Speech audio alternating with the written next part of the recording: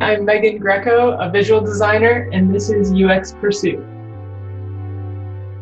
Welcome to UX Pursuit, a podcast dedicated to the unique stories and journeys of UX practitioners, how they got where they are today, what hurdles they overcame, and what advice they have for those currently pursuing UX.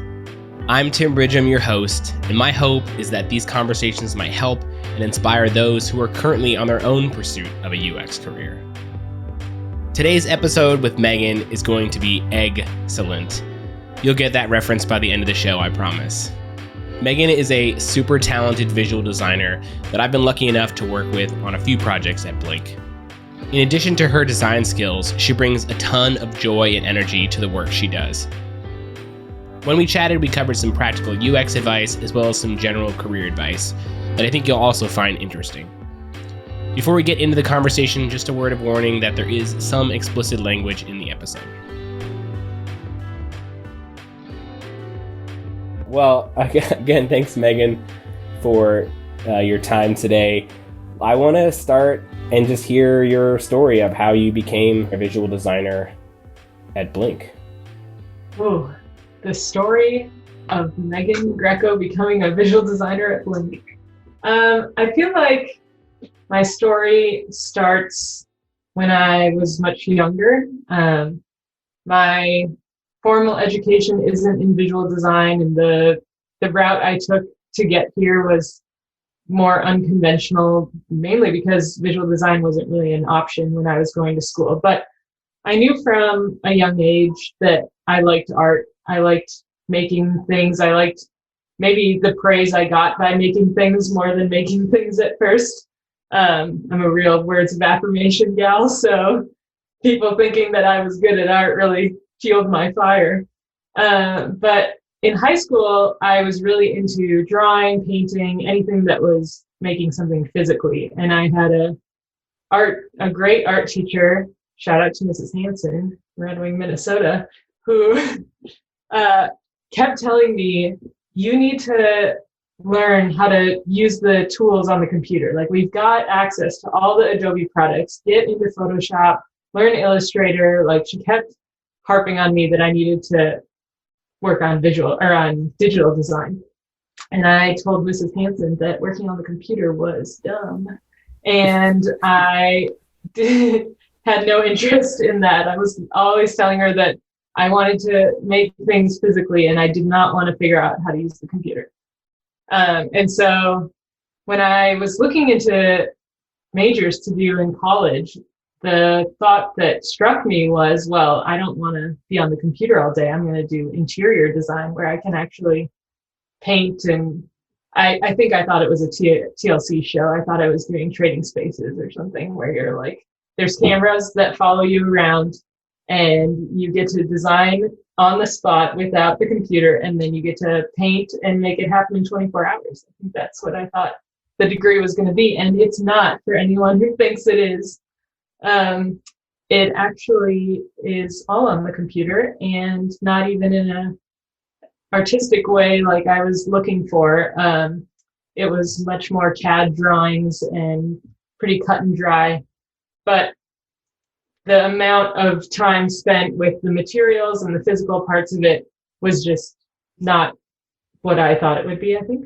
So in my senior show in college, I went around looking at, the interior design show, graphic design, industrial design, and multimedia design. And I saw graphic design and just felt like, shoot, I have made the wrong decision. But at that point, I was like year 2 or 3 and just felt like if I were to pivot, I was going to be in school for longer. I had young, dumb reasons why I shouldn't pivot. So I decided to just go on with interior design, and I could make it work from there.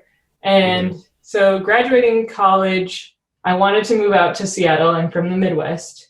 And my best friend and I started doing some job searching, and I can't even remember the website. It was a weird website for people who were looking for an interior designer. And I just started messaging all these architects like, hey, I'm a new grad looking to move out to Seattle. Do you have any positions open? And these were very 1 or 2 person shops. And this woman who was working out of her basement told me that she was looking to hire someone, and met her, and we worked out of her basement for 3 months. She promised me 12 hours a week, and I did interior design, which actually ended up being more of like a marketing job for her. She very rarely had projects that needed too much interior design, and I realized it was more doing her renderings or doing her website, any sort of marketing, which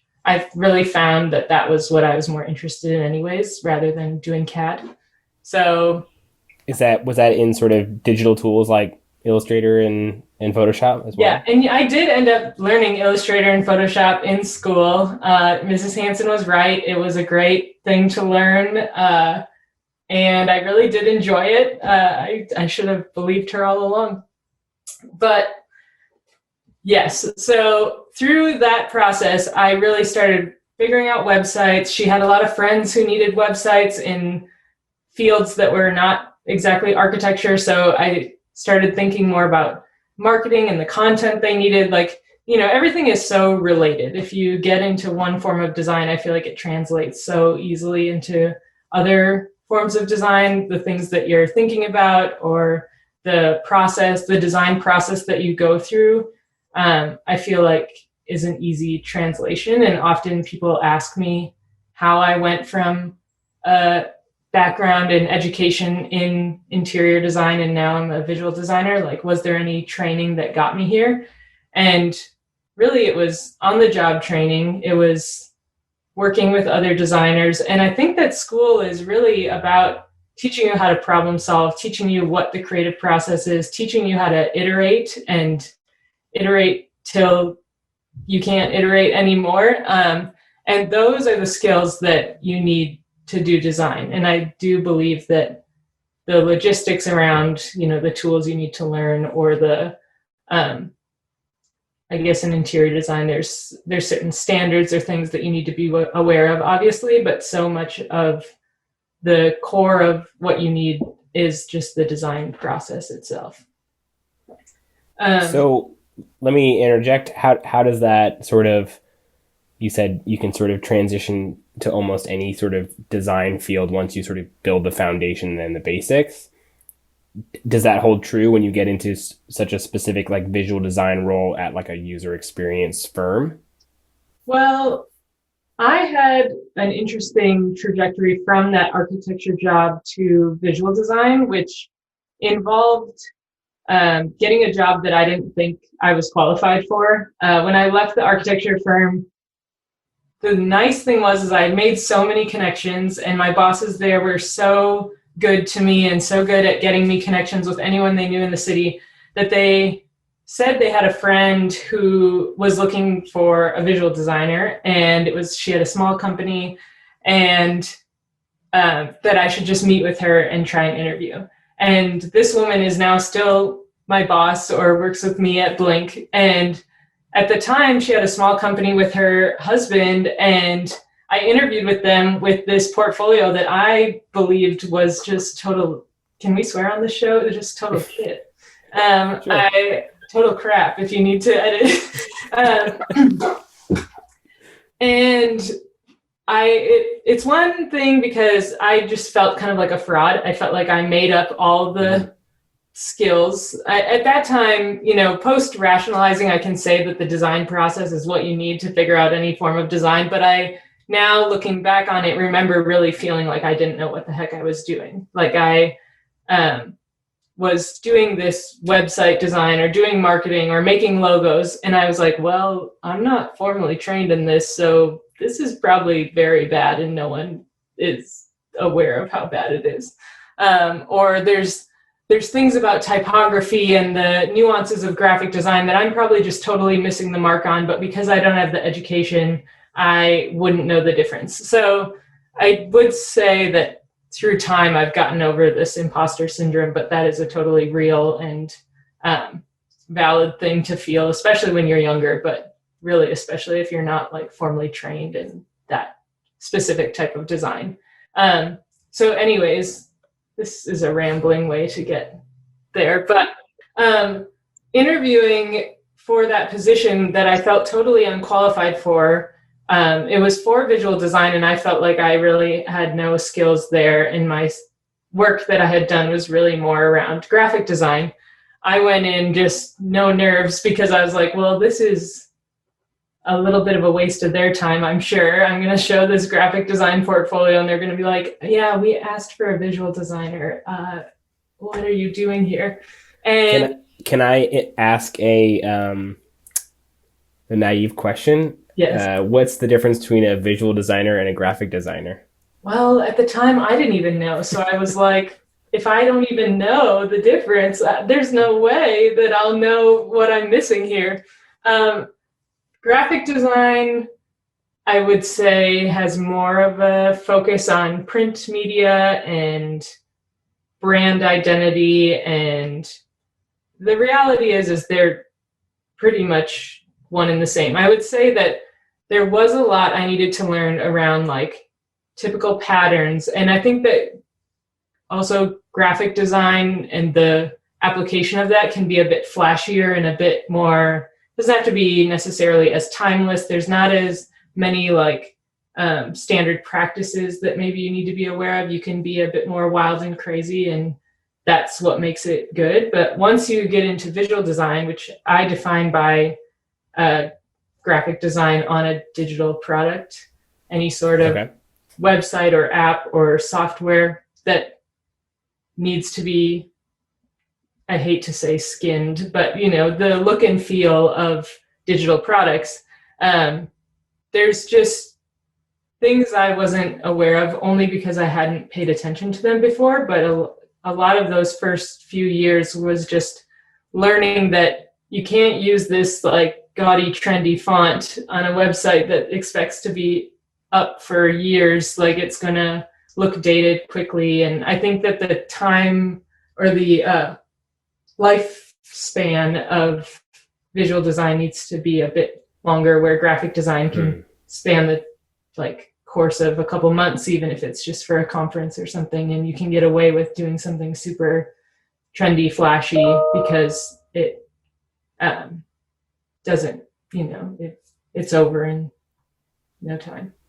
Right. Yeah. That makes sense. Yeah.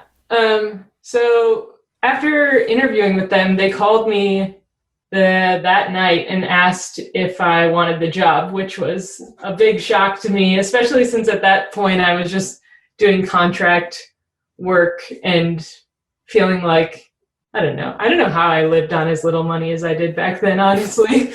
But it was shocking to get like a real offer that had benefits and all the things that even at that architecture firm I didn't have. At the architecture firm, I was working part-time and nannying the other part-time. So this was my first like big girl job, which was really exciting.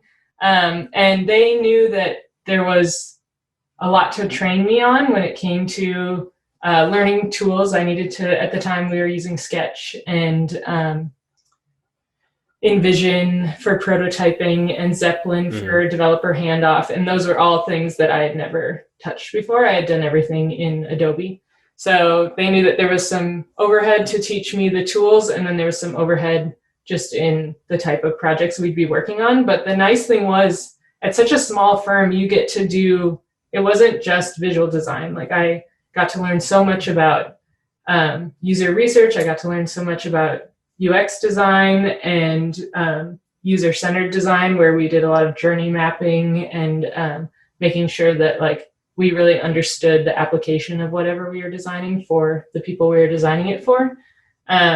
So that was all new to me. Everything I had done before was just invented by what I thought was right. And so to have a process that really focused on the people who would be using it and understanding their wants and needs and use cases was the new part for me. Yeah, so it sounds like your job there was sort of like your visual designer training. Yeah. Is that a fair statement? And honestly, I was expecting to not get the job, and I was expecting to go to a boot camp instead. Like that was my plan around that time of life. I was like, I want to get into UX design and visual design. I'm gonna go to like a general assembly or a different boot camp, and if I didn't get the job, which was honestly my expectation in the next couple of months, I think my plan would have gone to go through one of the boot camps, and I have to get paid to learn on the job instead. It was a real lucky time for me, I think. Yeah, that's interesting. I feel the same way.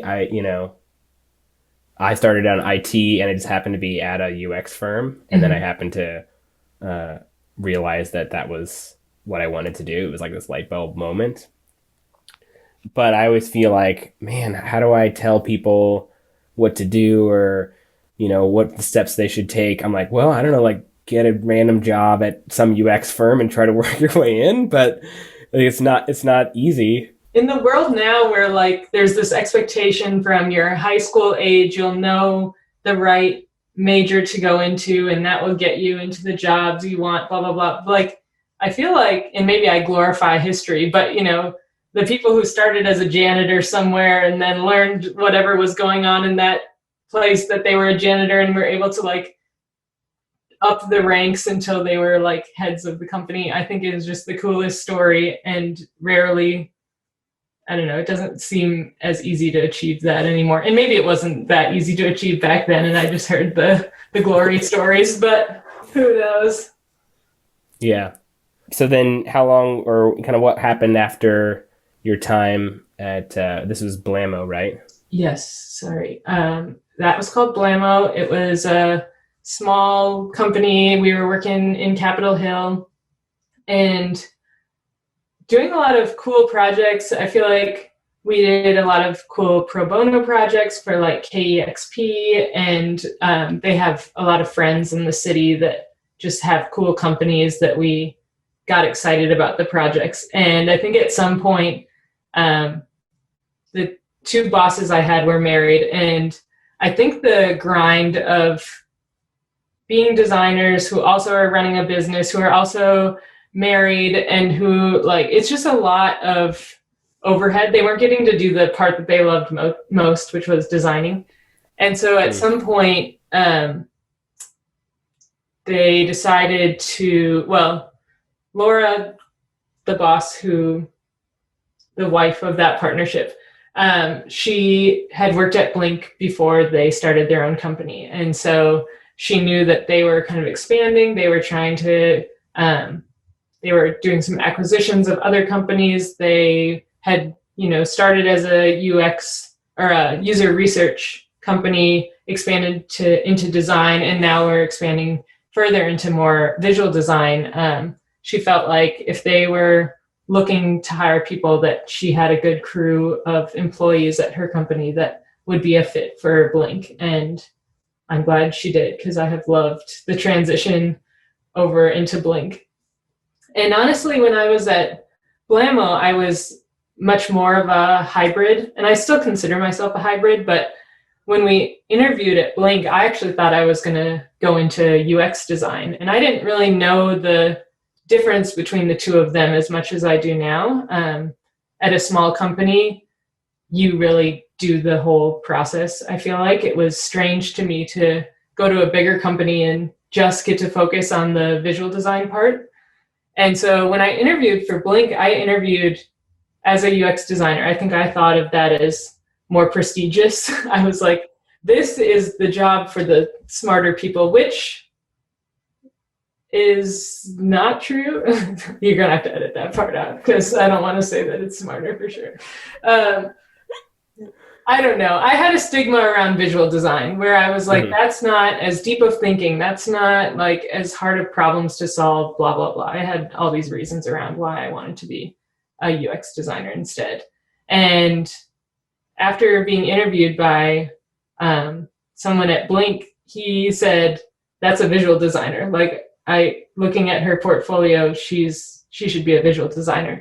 And he was so right. Like everything that I do in my day-to-day job that is visual design, like brings me so much joy. I love being able to influence and work with the UX designers to solve some of those problems, but I don't want the deep thinking. I don't want in the weeds there. I want to like make the beautiful, um, I don't know, do the exploration around the look and feel. And I find that to be much more fulfilling for me. And I think that he could see that in my portfolio. And I'm glad that someone else saw it, because I was once again about to lead myself down the path that I was misinformed about what it was going to be for me.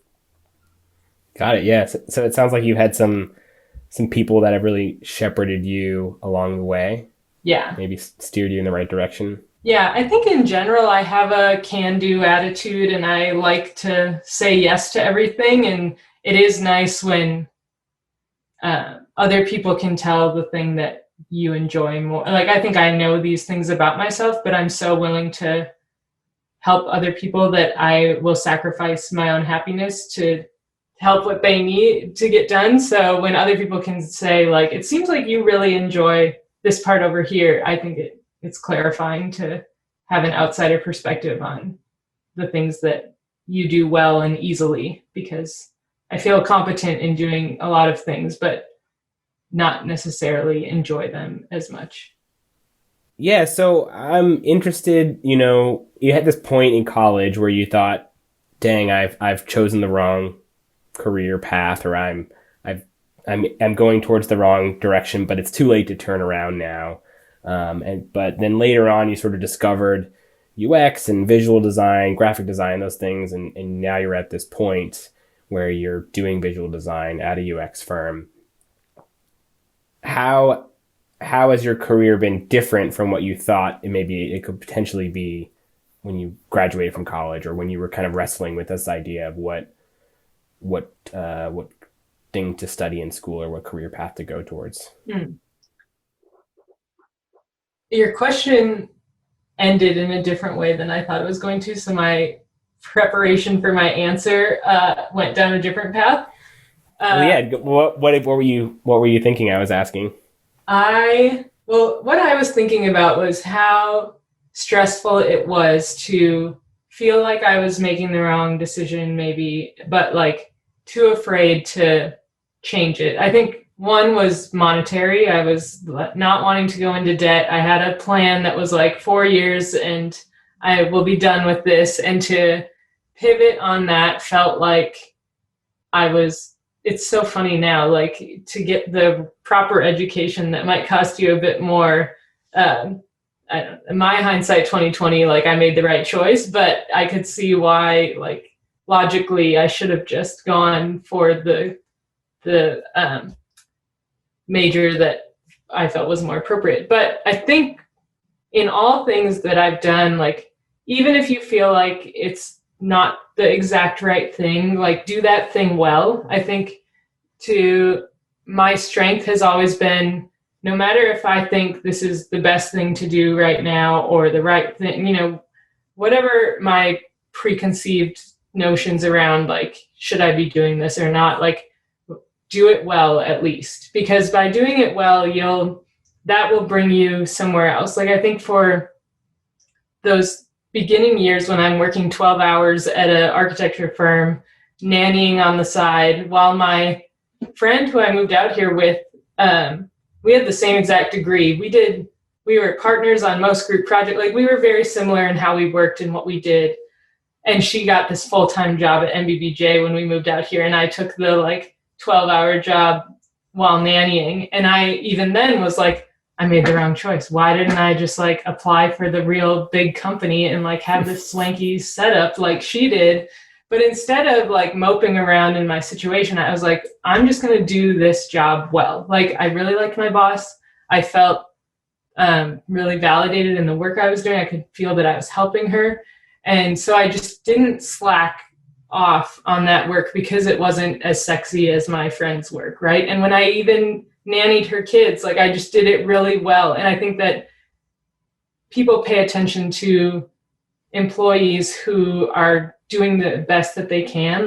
If you're slacking off, you're not going to get a boss who's willing to put your name into the ring for this friend of hers who needs an employee and this person you're recommending doesn't have the credentials for, right? But she knew that I was a hard worker and I could problem solve and figure it out. And I think that that's so important, especially if you're wanting to do a career that you're not quite qualified for, like to have a network of people that know you're a hard worker and know that no matter what you're working at, you'll do it well. Like, I think that that's what can get you into a job that you may not necessarily be qualified for on paper, but if you're known for being a hard worker and a problem solver, like, you don't necessarily need those things as much.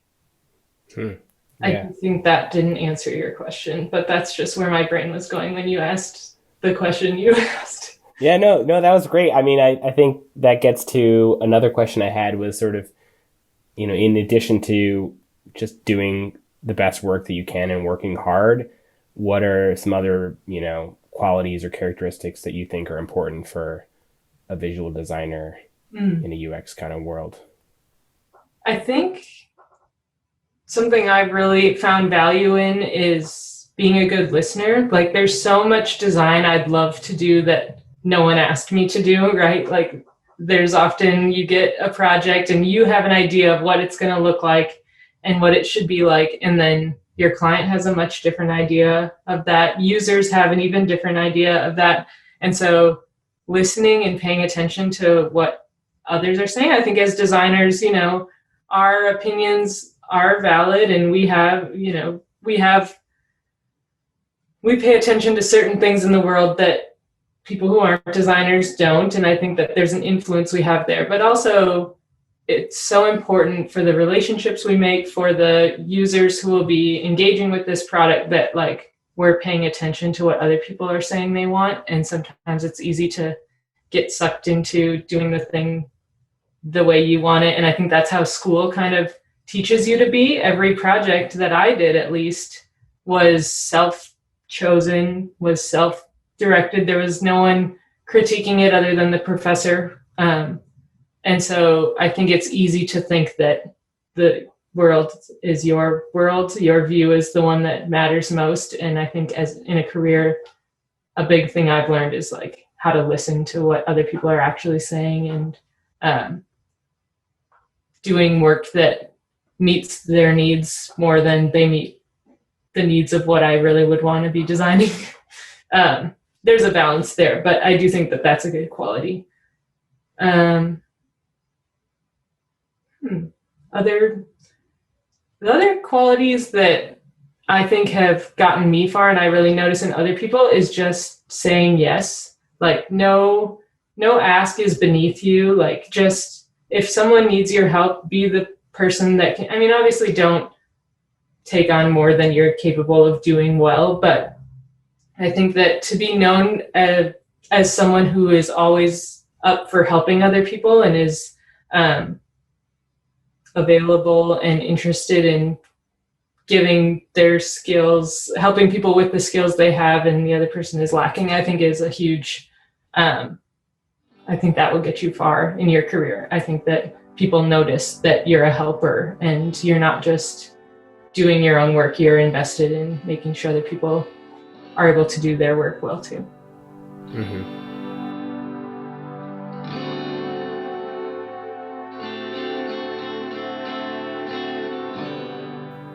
I guess, for those who are maybe in the same boat as you were when you were, applying for jobs you felt unqualified for, and your backup plan was more formal training, like through a boot camp or a degree or something like that. How important do you think those kind of programs are, or do you think they're important?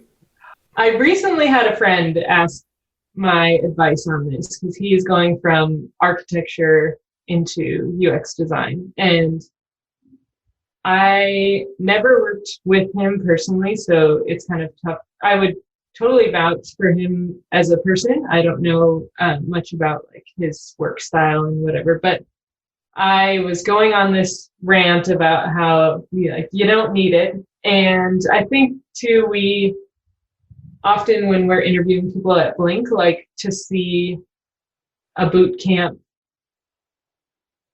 is not necessarily the best thing. And I was trying to figure out why that was, because in the end, after talking to this friend, I did recommend that he should go through with it, just because it gives him the prompts and the like information around the process of user-centered design, UX design, to at least start from and grow a few portfolio pieces that will help him at least get in the door.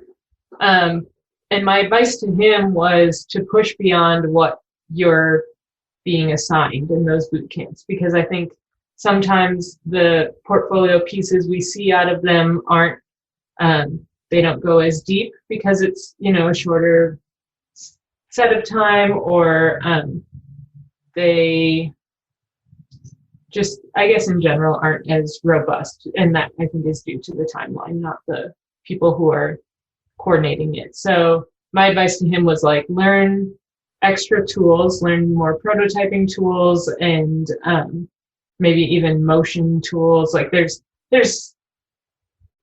and they were tools that he was aware of already. So I think they're all pretty well known.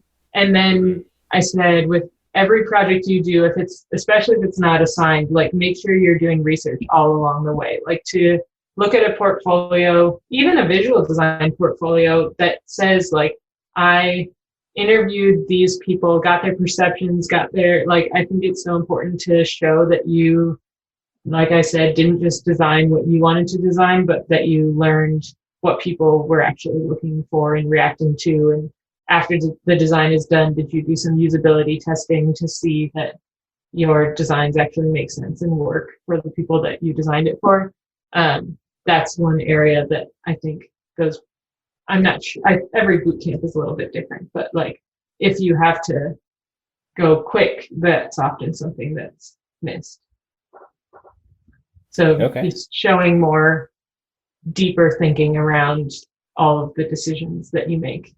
So my advice to him was do the boot camp and also do all these extra things that will set you apart from other boot campers. I don't know if that's great advice. I wanted to tell him it's a bunch of shit, don't do it, but like, how do you tell someone, go find this random woman who believes in you and will teach you everything you need to know in a small company and bring you to a big company? Like, I just feel so lucky for my way that I've gotten here, that I know that that's not exactly something you can give or tell someone to go do the same. It's not as replicatable. That's not a word. Replicable? Thank you. It's not as replicable. Yeah, well, I totally agree, because as I said earlier, I stumbled into this job at a UX firm, and I got so lucky, and I did a graduate certificate. So I asked someone originally at the start of my journey, was like, do I need to get a master's degree? And he was like, well, you're at Blink, so basically you're at the best school you can be at. Just learn from everyone there. When you were doing IT stuff, did you spend much of your day like learning about the process? Was it by proxy, or were you actively like spending some of your time? I think for probably the first 2 years, it was sort of learning by proxy / a lot of I learned a lot of what or like a glimpse of what research was, because I was setting up the labs and I was working with researchers to help them get things ready for their studies, and even being pilot participants. So I was experiencing what the testing protocols would be like, or what kind of questions they were asking folks, and how the whole system worked. But it wasn't until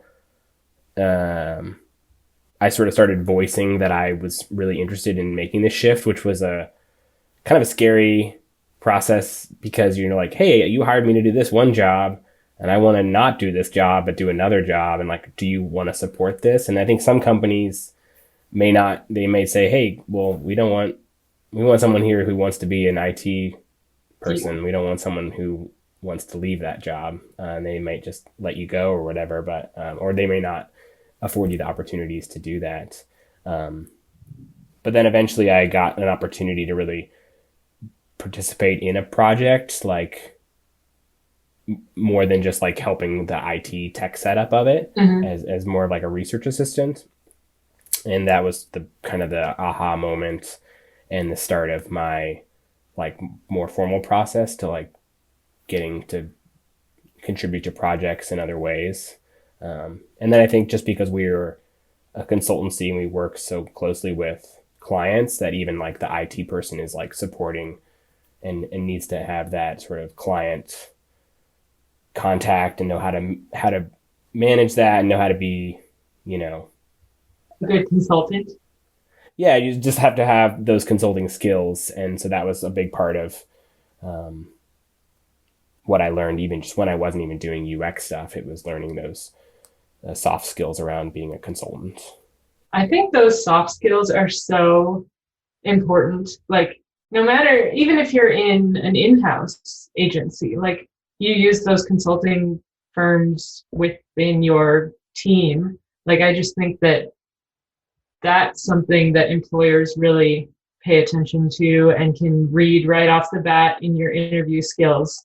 And I'm sure that's what helped you get to where you wanted to go within Blink too, is like, if you were the IT guy who wasn't so social and like made people nervous about how you might interact with clients, I don't know that they would have been as interested in helping you pursue a career shift that involved working directly with people. Like, I think they could read that you would have been a good fit for that off the bat and were willing to invest in you to keep moving that shift forward. But I think that I get nervous about future generations that are so much more like online all the time and not actually face-to-face communication. I mean, I always say that everyone should work as a waitress or waiter or some sort of like hospitality at some point in their life, because those skills of knowing how to small talk with people and how to like be kind even when they're not being kind to you, skills like can get you so far in any career. Like, people want to work with people who are nice and who know how to diffuse situations or keep the smile on even if it's not a smiling situation. Yeah. This is turning into just more like career advice. Yeah. Which is great. This is great. This is wonderful. Because I couldn't agree more, you know. Yeah. I had a job where I was a janitor. Yeah. And like, did you really? So, my janitor comment from earlier really resonated. It really resonated. Wasn't it, Blink? But I started as the janitor, then the IT guy, then the researcher. That would have been a great. And now I'm the CEO. Just kidding. Wait, do you think that being a janitor gave you consulting skills? I don't know necessarily like the consulting skills thing, but I think it taught me like the value of like hard work and doing the stuff that sucks and not having necessarily everything handed to you. Yeah. It's part of the like nothing is beneath you tasks, right? Like, I think that cleaning out the dishwasher in the cafe I worked in and mopping the floors was definitely part of our duties. And even still, I'm like, if they needed me to mop the floors at Blink, I'd do it. Like, I don't know. Yeah. It just teaches you life lessons and skills that I think you carry with you. Yeah, I think that speaks to sort of collaboration, which is a big core value that I like to try to practice. And I think, that you're comfortable knowing that you may not be always the star and the lead, that you may have to, like you said, mop the floors with some project. Sounds like a weird analogy, but sometimes you just have to mop the floors with that project.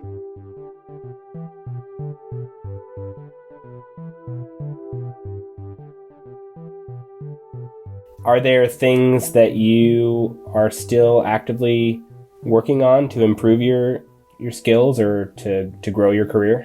It's funny, we just had our year in review and getting to look at all the things I wrote in 2019 and the growth that has happened there and how much more I still want to do. But I do feel like there's always things you can get better at. There's always things to pay attention to. Some things I'm really focused on this year are innovating around accessibility. I think that that's something that's always been a check the box kind of task, specifically for visual design, because it can be such like you've got color contrast and you've got text size, and there's really like tangible things, but we've got a great accessibility guru at Blink who is helping us think around innovating the design. In this project that I'm on right now, specifically, like, how can we make the experience just as interesting for our non-sighted users as our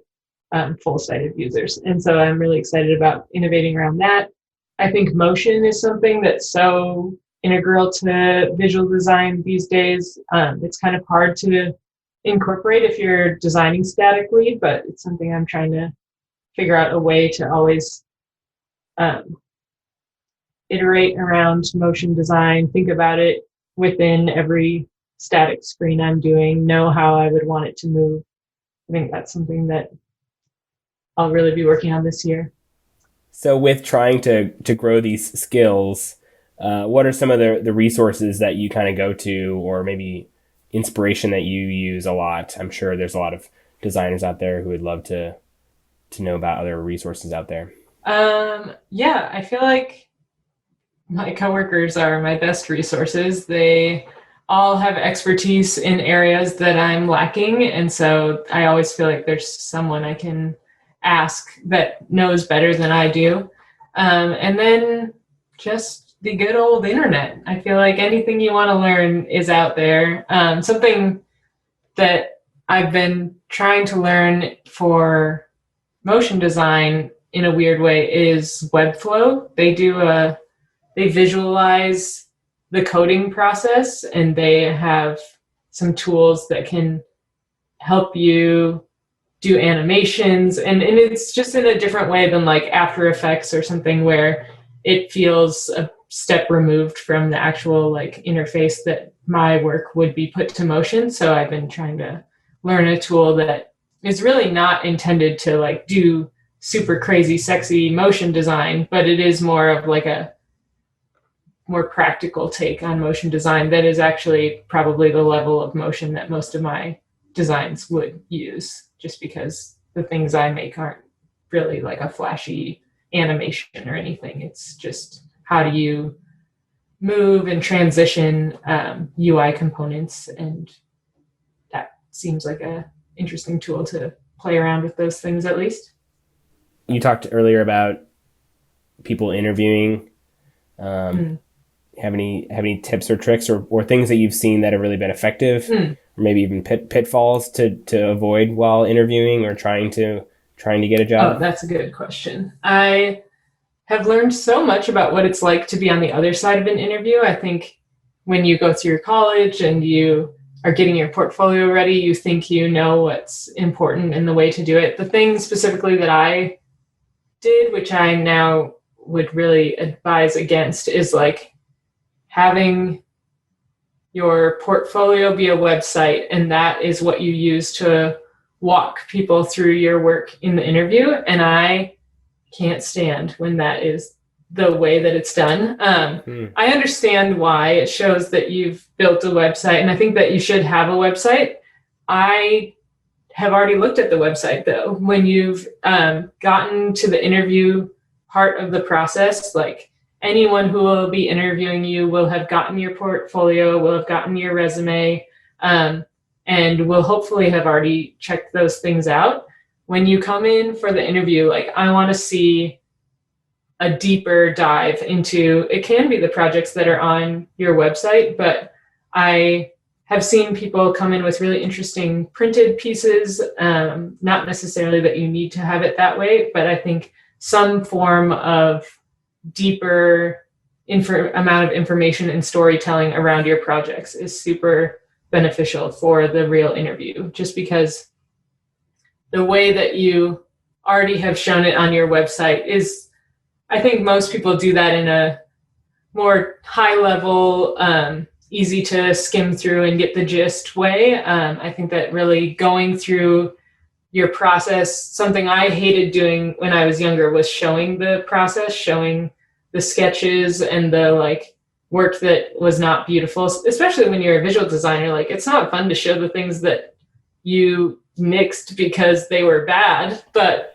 like you saw them as bad. It's fun for other people to see the process you had to go through to get to the final result. So I know that people always told me, like, show the process. And I was just like, I hated hearing that because I found the process to be ugly and embarrassing.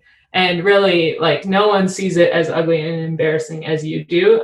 They see it as like the unpacking of the way your mind works and the thought that went into getting the end result. And that is the more interesting part than the beautiful end result to me. Even as a visual designer who loves beautiful things, like, I want to see the mess that you went through to get to that beautiful thing. And the beautiful thing is great, but I want to see that for like 10 seconds and then see all the thought that went into getting there. Wow, that's great advice. I think I've seen I've done the career fair, and people just kind of like pull out their iPad and they're showing you their portfolio, but that's a whole other. Oh, we could go into like the career fair do's and don'ts one time too. I just feel bad for all the folks out there that kind of have to go through that. Or oh yeah, I avoided that somehow in college, mainly because they didn't do a good job at getting employers who I would want to show my work to in the door. But I've gone to UW a couple times, and like you, I just feel bad really because it's stressful. I know that like they want to be seen, and I do want to see the work. I would recommend, honestly, my one tidbit for career fairs: one project is better than 5. One project deeply is better than 5 projects shallow. So just do it's a lot to take in for someone who doesn't know what you're talking about. So I'd rather just see one. Yeah. And people skills really show at a career fair. If you've got those soft skills, nothing shows soft skills more than the way you act in a career fair. Yeah, I feel like I've seen a lot of people too presenting themselves as like multiple.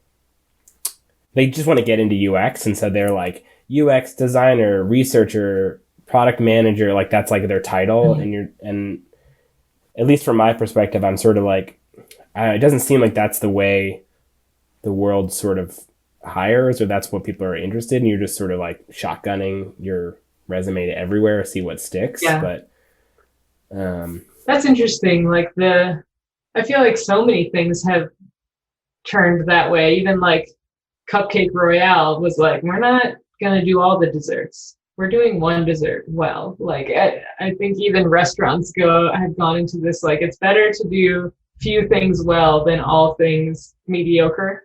But I can understand for students who, like, even for me, like having worked in a firm that did UX design and visual design, I thought UX design, and I would put that I could do both things on my portfolio, right? Like it takes time to really know which part you like and are best at. So for all the college kids out there trying to figure it out, I feel for you. Yeah, I guess that's a really good point. I think, yeah, in my perspective, I sort of did that figuring out of whether I wanted to be a designer or a researcher. Like before I was like applying for jobs, it was like a process like on my own. And so I never had to really have to do that. I just think, pick sort of something that you're, at least maybe that you most excel in. And then I think it's always great to have those skills in your back pocket. Like, oh yeah, I can conduct my own research sessions, or I'm a researcher that I'm comfortable prototyping and building using Sketch or Navision. And that comes in handy if you need to get scrappy, yeah. but still sort of staking your name, you're putting a flag down on one of the, like a specialty with some side skills. And as someone who kind of had to be shown what I was best at in ways, I do think that something I've noticed with younger adults who are trying to get into design, it's easy for me to see their portfolio and talk to them for 10 minutes and like unpack where they, if they were to say I'm a UX researcher and a UX designer and a visual designer, like through a 10-minute conversation, I could probably help you decide, see what you're actually best at. And so, sometimes it's easier for an outsider to see the pattern of what you're enjoying most and are best at than it is for you to, especially if you have never been in the business, to know like what your day-to-day life would look like in each of those roles. I think that's often one of the questions I get most from students is like, what does a day in the life look like? What are the types of activities you're doing in that role? And I think that it seems that school may not be like clarifying that for them. They don't really understand, because most projects they do involve the gamut of all of those roles. They don't know where the line is between each of them. And if they had to just do one role all day, it's hard to decide which role they would choose, it seems. Yeah, well, so what is your day-to-day? Ooh, day-to-day life of visual designer.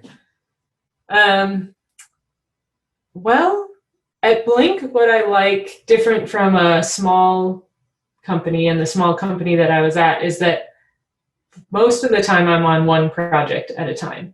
And so day-to-day life really depends on the part of the process that you're in. The project that I'm on right now is in testing, so I get to spend most of my day watching the researcher conducting sessions on my designs. But when I'm not having a week like that, it's mainly in Figma, either in a divergent phase where you're just doing so many iterations and trying to come up with as many ideas as you can, which is the phase that I recently came out of and is my favorite phase, because I love not having to, just getting to explore. I love that you get a prompt, it's a new project, you're all excited, you get to, there's no rules yet, so you just get to make as many crazy, beautiful things as you want to. And then we usually have testing to kind of get an idea of what users are resonating most with. And then you start doing the convergent phase, which is where my work starts to intersect with the UX designer's work. So their wireframes and my, what we call visual sketches, start to become one thing. So a visual sketch is pretty much a abstract bit of UI maybe, or I like to say even like a collage or poster. I try not to say that it's a screen, because that kind of freaks clients out. It makes it feel like it's final in the first couple weeks, when really it's just like me exploring different visual directions. So yeah, at the point after testing, you'll start combining visual sketches or with UX design and wireframes. Another question I had was around, other passions that you have, or other skills that you're honing that may or may not sort of contribute to your job in UX. Oh, that is a good question. And something that I almost want to throw into the what's a good portfolio like interview question or thing for people to do if they're interviewing is beyond showing me your work, I love to see what you're excited about that isn't work. I think a well-rounded person has a lot of passions and hobbies that aren't directly related to visual design or UX design. So I love seeing people who show me obviously applicable projects, but also show me like the side hobby thing you're excited about right now. Something I got into last year was the 100-Day Project. We had some other coworkers who were doing this project. They had done it the year prior, and I was totally inspired by what that did for them and what I felt like I needed to do for myself, which was do a project that forced me to stop being such a perfectionist. And so this project got me painting. I was painting an oil painting every day for 100 days that I decided was going to be of an egg in some way, because then it could be pretty much a yellow dot on a piece of paper, on a white piece of paper, if I was feeling lazy, and we could call that. I never did. I wish it was too much of a like overachiever. I never ended up really doing just a yellow dot, but what that goes against your first rule of like do the hard work. Yeah, I know. Do it well. So it was great because within week 1, I did a painting that I hated, and my normal self would have stopped after a painting that I thought was bad. I can be such a perfectionist that I'll get really excited about something, and then if it doesn't go as well as I had it in my head, instead of persevering, I just think, well, that project wasn't meant to be. I'll do a different project. And this really forced me to understand that you're going to have days where you paint a really bad egg. And then the next day, you might paint an amazing egg, or you might paint another really bad egg. And if you keep going, there will always be another good one. There will always be another bad one. Like, it's really the perseverance through those good and bad eggs that show you how to like get yourself out of a funk, or show you that that's just natural. Like, one bad egg doesn't mean you're a bad, the egg thing is really getting deep here. One bad painting doesn't mean you're a bad painter. And I think that was really what I needed to learn. And that's something that I've carried through my work today still, is that I used to be, and I think I mentioned this before, like so afraid to show process or bad design or something I wasn't totally proud of because it wasn't finished. And now I have so much more confidence in being able to show people something that I don't think is quite right, but I also need feedback from them. And unless I show them something that's not quite right, I'll be too late to get the feedback. So really being confident in yourself that though it's not right yet, like that doesn't mean you're a bad designer. It just means that you're not done. And so keep going, keep making more things. I think that was my main takeaway out of painting eggs for 100 days. Nice. Is there anywhere people can see all your good eggs and bad eggs? The good eggs and bad eggs are all up on my website that should be a portfolio, but has now just become an egg gallery at megangreco.com. Cool. That was so great. Thanks for your time and your articulate answers. Thanks again to Megan for such a great chat. I really admire her willingness to work hard and to stretch her skills. Hopefully you pulled out some good nuggets of advice in our conversation. I know I certainly did. Definitely check out her egg-zellent and her current project, Pantone Portraits, at her website, megangreco.com, or on her Instagram at meggrecoart. Thanks so much for listening and checking out the podcast. If you're thinking about or are pursuing a career in UX, I hope you find these discussions informative and helpful. You can find UX Pursuit wherever you listen to podcasts. Subscribe now, and if you know others pursuing a career in UX, please tell them about the show. If you want to get in touch, you can reach me at hello@uxpursuit.com. And to learn more about me or the show, please go to uxpursuit.com. Also, at the end of the first season, I'm planning a panel discussion to answer your UX career questions. So, if you have questions, please email me at hello@uxpursuit.com, and we'll do our best to cover them all in the final episode of the season. Lastly, a big thank you to Irene Barber, a fellow UXer, for creating all the awesome music you hear in the podcast. Be sure to check out her music under the artist name Nearby on Spotify, or at nearbymusic.bandcamp.com. Again, thank you so much for listening. I'm Tim Bridgham, a senior UX researcher, and this is UX Pursuit.